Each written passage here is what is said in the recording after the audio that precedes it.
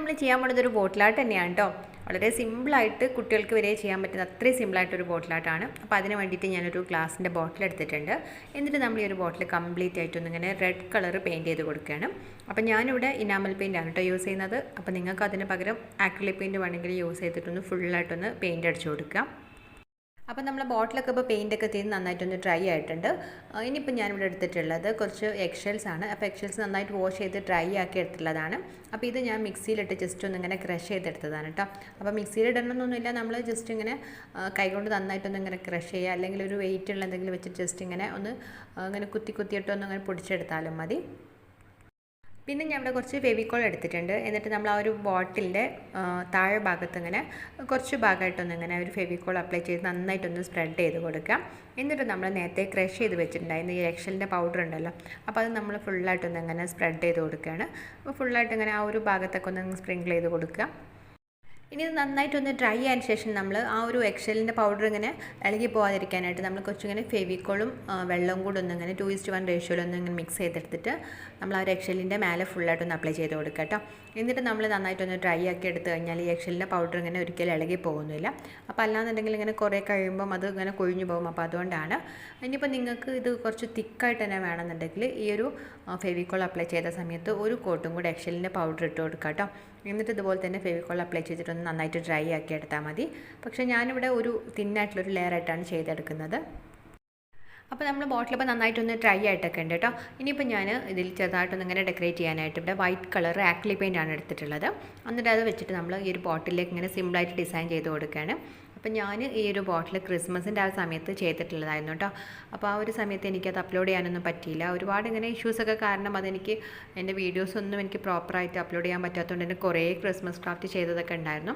അപ്പോൾ ഞാൻ ആ ഒരു വീഡിയോ തന്നെയാണ് ജസ്റ്റ് ഇങ്ങനെ ഇന്ന് കാണിക്കുന്നത് കേട്ടോ. കാരണം ഞാൻ കുറേ ദിവസമായിട്ട് വീഡിയോ അപ്ലോഡ് ചെയ്യാത്തതുകൊണ്ട് തന്നെ ജസ്റ്റ് ഇങ്ങനെ ഒരു സിമ്പിളായിട്ടൊരു ചെറിയൊരു വീഡിയോ ഒന്ന് അപ്ലോഡ് ചെയ്യുകയാണെന്ന്. അപ്പോൾ എന്നിട്ട് ഞാൻ നെക്സ്റ്റ് ഡേ മുതൽ മാക്സിമം ഞാനൊന്ന് അപ്ഡേറ്റ് ചെയ്യാൻ ശ്രദ്ധിക്കാം കേട്ടോ. ഒരുപാട് പേര് ഇങ്ങനെ കമ്മ്യൂണിറ്റി ടാബിലും അതുപോലെ ഇൻസ്റ്റഗ്രാമിലൊക്കെ വന്ന് ചോദിക്കുന്നുണ്ട് എന്താ വീഡിയോസ് അപ്ലോഡ് ചെയ്യാത്ത ന്യൂ ഇയർ ക്രാഫ്റ്റൊക്കെ ഇടാൻ പറഞ്ഞിട്ട്. അപ്പോൾ ഞാൻ ആദ്യം ഈ ഒരു സിമ്പിളായിട്ടൊരു ബോട്ടിലായിട്ട് ഇടുകയാണ്. അപ്പോൾ അത് കഴിഞ്ഞിട്ട് ഞാൻ മാക്സിമം ഒന്ന് ബാക്കി വീഡിയോസൊക്കെ ഇടാൻ നോക്കാം കേട്ടോ. അപ്പോൾ ഈ ഒരു ബോട്ടിലിപ്പോൾ നമുക്ക് ന്യൂ ഇയർ സ്പെഷ്യലായിട്ടും ചെയ്യാൻ പറ്റും. കാരണം നമ്മൾ ന്യൂ ഇയർ ക്രിസ്മസ് ഒക്കെ ഒരു ഏകദേശം ഒരേ ഒരു തീമൊക്കെ തന്നെയാണല്ലോ. ആ ഒരു മഞ്ഞ് വീഴുന്ന ആ ഒരു ടൈമും പിന്നെ ആ ഒരു ഇതൊക്കെയാണ്. അപ്പോൾ നമ്മൾ അതുപോലെ തന്നെ ഇത് ചെയ്തെടുക്കാൻ കേട്ടോ. അപ്പോൾ ഞാനിതിൽ കുഞ്ഞ് സ്നോ ഫ്ലേക്സും ഒക്കെ ചെയ്തിട്ടുണ്ടായിരുന്നു. സിമ്പിളായിട്ട് വരച്ചു കൊടുത്തു. പിന്നെ അതിന് ചുറ്റും ഇങ്ങനെ കുഞ്ഞു കുഞ്ഞു ഡോട്ട് ഇട്ട് കൊടുത്തു. അപ്പം നിങ്ങൾക്ക് അതിന് പകരം ഈ ഹാപ്പി ന്യൂ ഇയർ ഈ ഒരു സ്നോ ഫ്ലേക്സ് ഒക്കെ കുഴപ്പമില്ല കേട്ടോ. ഒരു ന്യൂ ഇയർ തീമിലായിട്ടുള്ള ബോട്ടിലായാലും കുഴപ്പമൊന്നുമില്ല. പിന്നെ അതിൻ്റെ മേലെ നമ്മളിങ്ങനെ ഹാപ്പി ന്യൂ ഇയർ എന്നുള്ള ഒരു ജസ്റ്റ് ഒരു ക്യാപ്ഷനൊക്കെ വരച്ചു കൊടുത്താൽ കറക്റ്റ് നല്ലൊരു ഭംഗിയായിട്ടുള്ള ഒരു ബോട്ടിൽ തന്നെ കിട്ടും. അപ്പോൾ നമ്മൾ ആ ഒരു ബോട്ടിലേക്ക് ആ ഒരു മഞ്ഞിൻ്റെ ആ ഒരു ഫീലിംഗ് വരാനാണ് നമ്മൾ എക്സലിൻ്റെ പൗഡറൊക്കെ ഇട്ട് കൊടുത്തിട്ടുള്ളത്. പിന്നെ അതിൻ്റെ മേലെ നമുക്ക് ആ ഒരു ക്യാപ്ഷൻസൊക്കെ വേണമെങ്കിൽ എഴുതി കൊടുക്കാം. അപ്പോൾ അത് കഴിഞ്ഞിട്ട് പിന്നെ നമുക്ക് ഇതിന് എന്ത് ഡെക്കറേഷൻസ് വേണമെങ്കിലും ചെയ്ത് കൊടുക്കാം കേട്ടോ.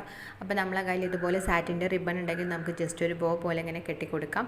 അപ്പോൾ അല്ലാതെ ഇങ്ങനെ എന്തെങ്കിലും ഒരു ക്രിസ്മസ് തീമായിട്ടും പിന്നെ അതുപോലെ ന്യൂ ഇയർ തീമായിട്ടുള്ള ഒരു ഹാങ്ങിങ്സ് ഒക്കെ വേണമെങ്കിലും ചെയ്ത് കൊടുക്കാം കേട്ടോ. ഞാൻ പക്ഷേ ഇവിടെ ഒന്നും ചെയ്യുന്നില്ല, ജസ്റ്റ് ഇങ്ങനെ ഒന്ന് പറഞ്ഞതേ ഉള്ളൂ.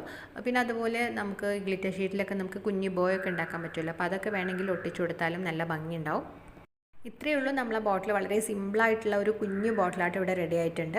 നമുക്ക് ആ ഒരു ക്രിസ്മസ് ആ ഒരു ന്യൂ ഇയർ തീമായിട്ടും ഇനിയിപ്പോൾ അല്ലാന്നുണ്ടെങ്കിൽ ജസ്റ്റ് ഒരു എക്സലിൻ്റെ ആ ഒരു പൗഡർ വെച്ചിട്ടുള്ള ഒരു ബോട്ടിലായിട്ടൊക്കെ നമുക്കിത് എടുക്കാം. കുഞ്ഞു കുട്ടികൾക്ക് വരെ ചെയ്യാൻ പറ്റുന്ന അത്രയും സിമ്പിളായിട്ടൊരു ബോട്ടിലാണ്. അപ്പോൾ നിങ്ങൾക്കിത് എല്ലാവർക്കും ഇഷ്ടമായിട്ടുണ്ടാവുമെന്ന് വിചാരിക്കുന്നു.